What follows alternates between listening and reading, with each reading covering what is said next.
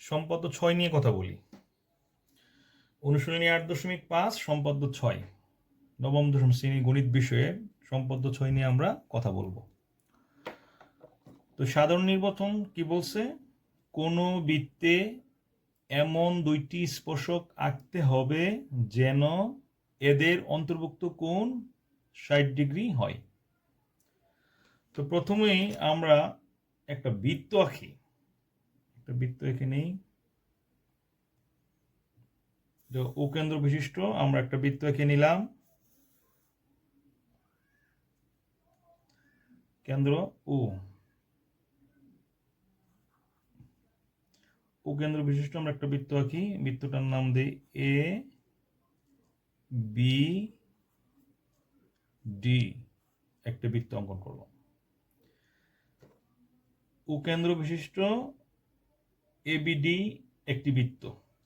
তো A B D বৃত্তে এরূপ দুটি স্পর্শক আঁকতে হবে যেন এদের অন্তর্ভুক্ত কোণ 60 ডিগ্রি হয়।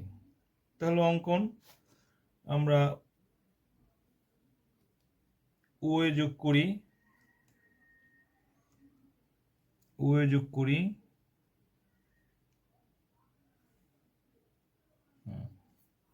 ও এ যে কোনো ব্যাসার্ধ নেই,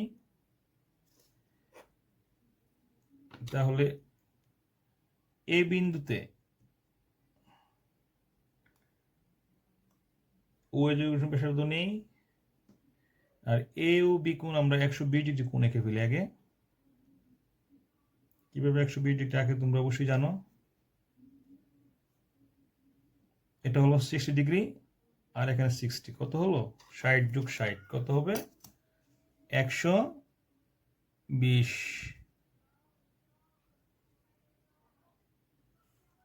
যা বৃত্তটিকে বি বিন্দুতে ছেদ করে। এখন ও বি রেখার বি বিন্দুতে এবং ও এ রেখার এ বিন্দুতে বৃত্তের একই পাশে দুটি লম্ব টানি, দুটি লম্ব মানে 90 ডিগ্রি কোণ আঁকবো। ঠিক আছে,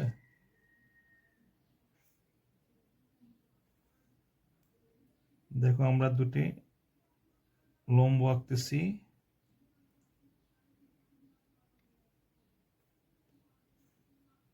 দুটি লম্ব আমরা আঁকতেছি। তাহলে আমরা এটা যোগ করে ফেলি।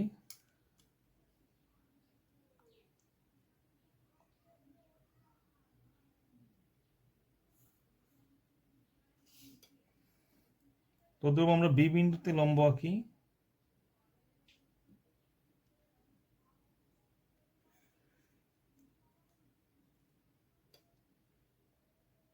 আমরা লম্ব অঙ্কন করতেছি, তোমরা অবশ্যই লম্ব আঁকতে পারো।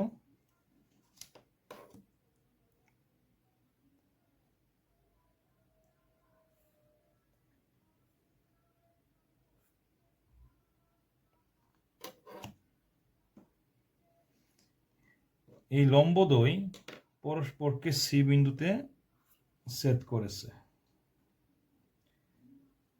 তাহলে এসি এবং বিসি নির্ণয় স্পর্শক যাদের অন্তর্ভুক্ত কোণ, মানে এই কোণটা কত হবে, কত হবে এটা তোমরা দেখো তো। এটা যদি 90 ডিগ্রি হয়, এটা যদি 120 হয়, এটা 90 ডিগ্রি হয়, তাহলে 90 আর 90 180, আর এখানে 120 300, তাহলে এটা কত হবে 60 ডিগ্রি।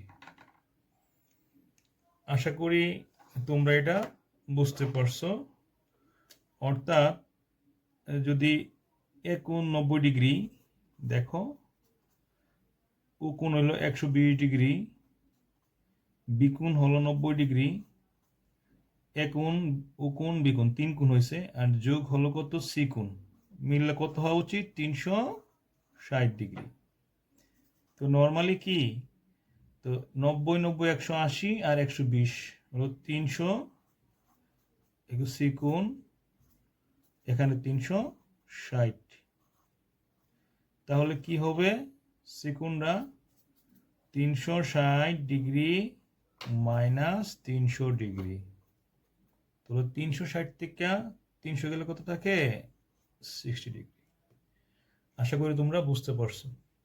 তো সবাই অবশ্যই আমাকে অনলাইন, তোমাদের আমি হেল্প করতেছি, তোমরা আমার পাশে থাকবা, লাইক কমেন্ট শেয়ার করবা, আমাকে সাপোর্ট করবা।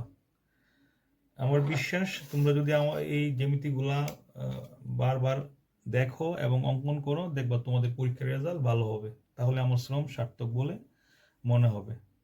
সবাই ভালো থাকো। আসসালামু আলাইকুম।